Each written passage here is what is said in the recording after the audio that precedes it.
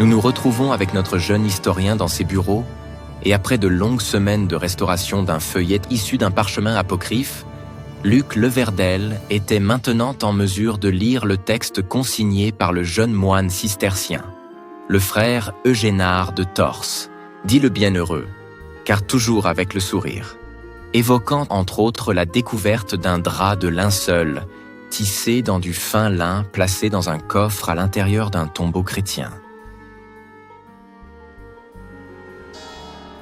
En l'an de grâce 1098, tandis que les cieux impénétrables de l'Orient s'ouvroient sous la clameur des batailles, retentit soit le nom de Bohémond de Tarente parmi la poussière et les fureurs de la guerre sainte.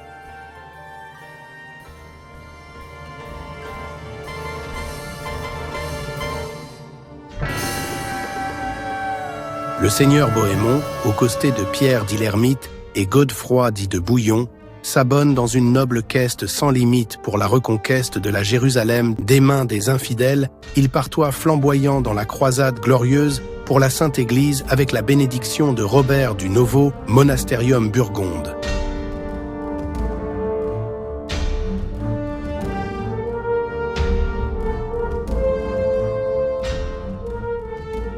Il n'a point de crainte et est enhardi de mener ses pieux chevaliers vaillant par des chemins tortueux et malaisés, traversant les déserts ardents Ottoman et Merga.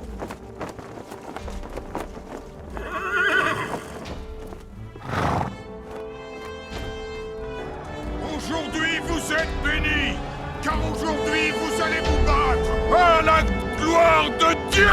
Aujourd'hui, vous pourrez prouver votre valeur en tant que guerrier saint. Le chef fatimide Al-Mousta, furieux de l'avancée des croisés, engagera une bataille contre les armées templières. Et le 15 juillet, en l'an 1099, les croisés attaqueront Jérusalem, détenus par les musulmans. Parmi eux, le chevalier sans peur et sans reproche, Bohémond de Tarente, fer de lance des nobles croisés de France. Une fois Jérusalem aux mains des croisés chrétiens, Bohémond, guidé par son adjoint Alcuin, se lancera dans la recherche d'un tombeau. Cachée derrière une simple porte de bois, une sépulture chrétienne encore intacte était là. Au pied, il y avait un coffre avec un trésor à l'intérieur. Une fois ouvert, il y avait du linge qui se trouvait à l'intérieur, et surtout un grand drap plié soigneusement en tissu de lin de 14 pieds, portant l'image d'un homme crucifié. Comme par impression divine, un frisson parcourut nos deux hommes. Et si c'était le linceul du Christ, un miracle céleste. Godefroy de Bouillon devint roi de Jérusalem. Il aura mené sa quête à son terme. Bohémond de Tarente chargea son fils Guérald de rentrer en Normandie, sur ses terres, pour préserver le Saint-Suaire. Le voyage fut long et très dangereux, plus de 2 années avant de revenir sur les terres d'Hauteville, de Tarente. Bohémond de Tarente resta jusqu'à la fin de sa vie à Antioche en tant que prince et ne revit jamais son fils et sa Normandie natale.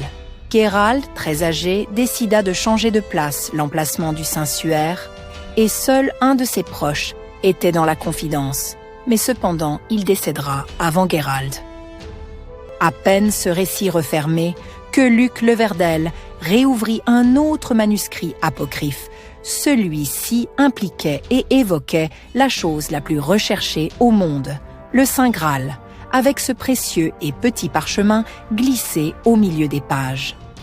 Cela emportera notre historien dans une découverte exceptionnelle.